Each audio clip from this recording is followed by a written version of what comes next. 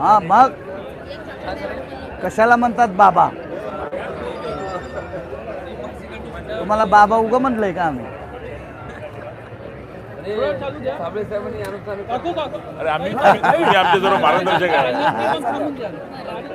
तुम्ही थकल्यावर मग ते करतील, त्यांनी थकल्यावर.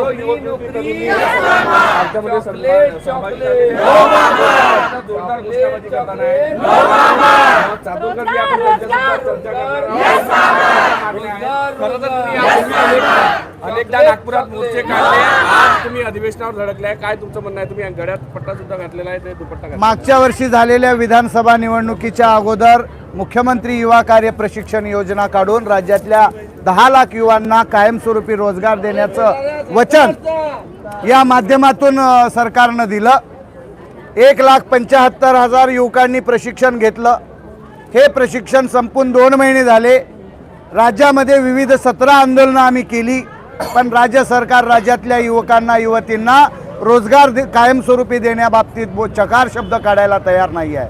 मग निवडणुकीमध्ये सत्ता हस्तगत करण्यासाठी, राज्यातल्या युवक युवतींना खुश करण्यासाठी प्रशिक्षणाचं हे चॉकलेट दिलं गेलं आणि हे चॉकलेट आज आम्हाला आत्महत्या करण्यास भाग पाडतंय. म्हणून आम्हाला चॉकलेट नको, आम्हाला कायमस्वरूपी रोजगार पाहिजे. याकरिता हिवाळी अधिवेशनावर नागपूर येथे आम्ही प्रशिक्षणार्थ्यांचा, हजारो प्रशिक्षणार्थ्यांचा हा चॉकलेट मोर्चा काढून राज्य सरकारला कायमस्वरूपी रोजगार आणि मानधनामध्ये दुप्पट वाढ करा या मागणीकरता आम्ही आज नागपूरच्या हिवाळी अधिवेशनावर मोर्चा काढलेला आहे. सरकारनं जर आम्हाला रोजगार देण्यामध्ये जर चालढकल केली तर येणाऱ्या जिल्हा परिषद निवडणुकीमध्ये, येणाऱ्या महानगरपालिकेच्या निवडणुकीमध्ये या सरकारमधल्या मंत्री आणि मुख्यमंत्री उपमुख्यमंत्र्याला राज्यामध्ये फिरणं मुश्किल करू हा इशारा सुद्धा आपल्या माध्यमातून देतो. मोठ्या संख्येनं सगळे तरुण मंडळी इथं आलेले आहे. घोषणा देत आहे चॉकलेट नको. महाराष्ट्रातील 1,75,000 हे तरुण बेरोजगारांना आज सरकारने वाऱ्यावर सोडलेला आहे. आजच सरकारला आव्हान आहे की आपण या महाराष्ट्रातल्या तरुणांचं नेपाळ सारखं जैन करू नका. जर या तरुण जर पेटून जर उठले तर नेपाळ व्हायला वेळ लागणार नाही, हे ठणकावून सांगण्यासाठी आणि या बेरोजगार रोजगार देण्यासाठी आम्ही या विधानभवनावर आम्ही सर्व 36 जिल्ह्याच्या तरुणांनी इथं मोर्चा काढलेला, चॉकलेट मोर्चा. नक्की चॉकलेट मोर्चा काढलाय. चॉकलेट 6,000 फक्त 6,000 पगार आहे. 6,000, 8,000 आणि 10,000 वरती मुलं काम करतात. महाराष्ट्रामधील 1,34,000 विद्यार्थी आहेत. तत्कालीन मुख्यमंत्री एकनाथ शिंदे साहेबांनी आता निवडणुकी टायमाला देखील, नगरपालिका निवडणुकीच्या टायमाला देखील सांगितलं गेलं की प्रत्येक भागामध्ये, प्रत्येक भाषणामध्ये सांगितलं की ही योजना जरा अडचणीत आहे, पण ही योजना मी दिलेला शब्द आहे. एकनाथ शिंदे जे शब्द देतो ते जे एक बार कमेंट कर दी वो वापस कभी नहीं लेता, हा शब्द एकनाथ शिंदे साहेबांचा आहे. त्यांच्यावर आमचा विश्वास आहे की ह्या मुलांना पुन्हा रोजगार उपलब्ध करून देतील. त्या मुलांना वाऱ्यावरती सोडू नका. हे पहिला मुलं काम करत होते कुठेतरी, ज्या ठिकाणी 10 वर्षे 20,000 पगार आहे. एका मुलांचं शिक्षण विचारावं त्यांचं किती आहे. ग्रॅज्युएशन पूर्ण झालेली मुलं आहेत. आज नोकरीसाठी 20 आंदोलनं केली.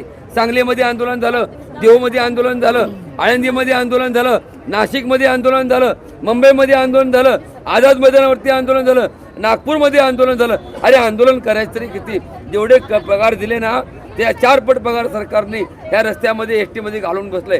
माझा सरकारला इशारा आहे, जर ह्या मुलांच्या मागण्या मान्य नाही झाल्या तर येणाऱ्या काळामध्ये पदवीधर मतदारसंघातली मुलं आहे 1,34,000 विद्यार्थी आहेत. जर ह्या मुलांनी ठरवलं आणि ह्या मुलांनी जर ह्या मुलांच्या यांच्यावर अन्याय जर केला, 1,34,000 विद्यार्थी, प्रत्येक मुलगा 10 ते 20 मुलांना कनेक्ट करेल आणि महाराष्ट्रामध्ये 7च्या 7 आमदार ह्या प्रशिक्षणार्थी जे ठरवतील ते होतील. एवढी बेकार परिस्थिती या ठिकाणी होईल. मी सरकारला आहे तरुण ताई काय सांगाल, काय तुमच्या भावना? निवडणुकीच्या तोंडावर माजी मुख्यमंत्री एकनाथ शिंदे साहेबांनी